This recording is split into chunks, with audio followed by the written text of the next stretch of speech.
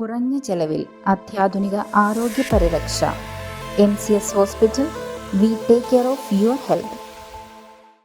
കോട്ടപ്പടിയിൽ മയക്കുവെടി വെച്ച് ആനയെ നിരീക്ഷിച്ചു വരികയാണെന്നും റേഡിയോ കോളർ ഘടിപ്പിക്കുകയും 2 ദിവസത്തിനകം അവിടെ നിന്ന് മാറ്റുകയും ചെയ്യുമെന്ന് ഷിബു തെക്കുംപുറം MLA.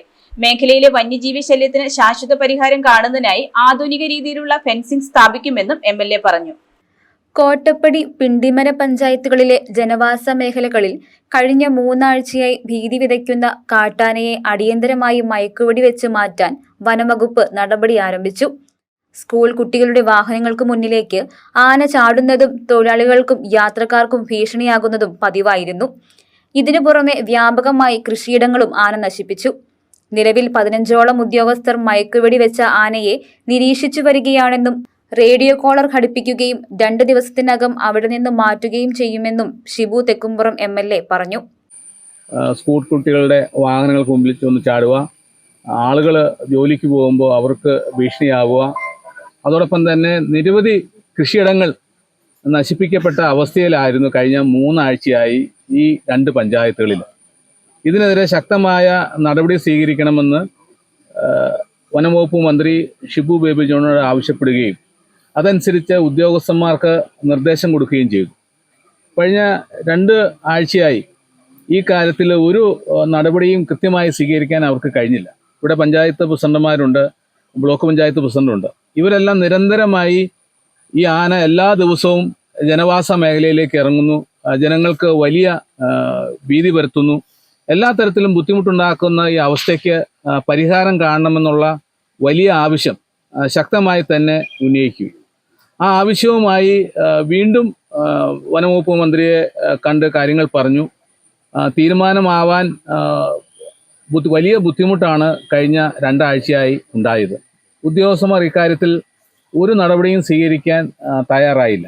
ജനരോഷം ശക്തമായപ്പോൾ ഇന്നലെ രാവിലെ നിയമസഭ കൂടുന്നതിന് മുമ്പായി ഞാൻ ബഹുമാനപ്പെട്ട വനംവകുപ്പ് മന്ത്രിയെ നേരിട്ട് കണ്ട് 8:30 മണിയോടുകൂടി ഈ പ്രശ്നം ഉന്നയിച്ചു. വനംവകുപ്പ് മന്ത്രി ശക്തമായ നടപടി സ്വീകരിക്കുവാൻ ബന്ധപ്പെട്ട ഉദ്യോഗസ്ഥന്മാരോട് നിർദ്ദേശിക്കുകയുണ്ടായി. ചീഫ് വൈൽഡ് ലൈഫ് വാർഡനെ സ്ഥലത്ത് വിളിച്ചു വരുത്തി കൃത്യമായി നിർദ്ദേശം കൊടുത്തു.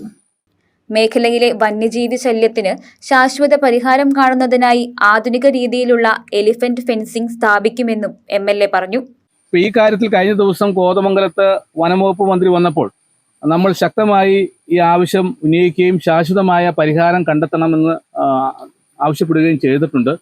MLA എന്ന നിലയ്ക്ക് ഈ 2 പഞ്ചായത്തിൽ ഏതാണ്ട് 25 കിലോമീറ്റർ വരും, 27 കിലോമീറ്റർ. കോട്ടപ്പടി പഞ്ചായത്തും പിണ്ടിമന പഞ്ചായത്തും വനാതിർത്തി പങ്കിടുന്ന കിലോമീറ്റർ എന്ന് പറയുന്നത് 27 27 കിലോമീറ്ററിൽ ശക്തമായ ഫെൻസിങ് സ്ഥാപിച്ചെങ്കിൽ മാത്രമേ ഇതിന് പരിഹാരം കണ്ടെത്താൻ കഴിയുകയുള്ളൂ.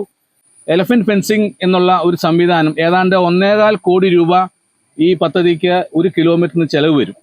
അപ്പോൾ ബന്ധപ്പെട്ട മന്ത്രിയുമായും മറ്റ് മുഖ്യമന്ത്രിയുമായും മറ്റു ഉദ്യോഗസ്ഥന്മാരും ഒക്കെയായി സംസാരിച്ച് ഈ കാര്യത്തിൽ ഒരു തീരുമാനത്തിലേക്ക് നമ്മൾ വരുന്നുണ്ട്. ഈ 27 കിലോമീറ്റർ ഈ എലഫന്റ് ഫെൻസിങ് ഒരു 3 ടയർ സിസ്റ്റമാണ്. എത്ര ആന ശ്രമിച്ചാലും ഈ ഫെൻസിങ് മറിച്ചിടാൻ കഴിയില്ല.